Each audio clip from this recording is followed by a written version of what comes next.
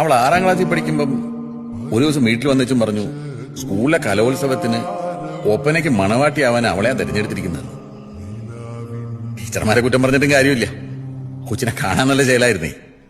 അപ്പൊ ഈ മണവാട്ടിയുടെ ഉടുപ്പിനും ചെലവിനും ഒക്കെ ആയിട്ട് ഒരു 100-300 രൂപ വേണമെന്ന് പറഞ്ഞു. ഞാൻ എടുത്ത വായല പറഞ്ഞു കാശിലവില്ലാത്ത മണവാട്ടി ആവുന്നേ ആയാ മതി എന്ന് പറഞ്ഞു. കൊച്ചു വാശി പിടിച്ച് കുറെ കരഞ്ഞു.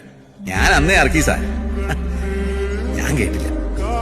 അവസാനം കലോത്സവത്തിന്റെ അന്ന് അവള് കരുവിച്ച് സ്കൂളിൽ പോയില്ല. അവരെല്ലാരും കൂടെ അമ്മ വീട്ടിലേക്ക് പോവുകയും ചെയ്തു.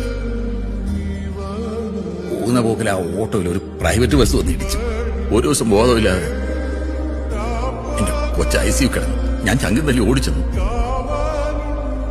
എപ്പോഴും ഓർമ്മ വന്നപ്പോ എന്റെ കൊച്ചന്റെ കയ്യെ പിടിച്ച ചോദിക്കുക, പാപ്പാ 1 രൂപ തന്നരുതേ, എനിക്കിത് വല്ലതും വരുമായിരുന്നു.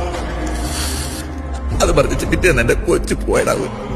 അതുകൊണ്ടാണ് ഞാൻ പറയുന്നത്, കൊച്ചുങ്ങൾ എന്നായാലും ആഗ്രഹം പറഞ്ഞ നമ്മളെ കൊണ്ട് പറ്റുവാന്നെ അതങ്ങ് സാധിച്ചു കൊടുത്തേക്കണം. വലുതായ പിന്നെ കൊച്ചുങ്ങൾക്ക് ചെറിയ ചെറിയ ആഗ്രഹങ്ങളൊന്നും ഉണ്ടാകുകയല്ലടാവുക.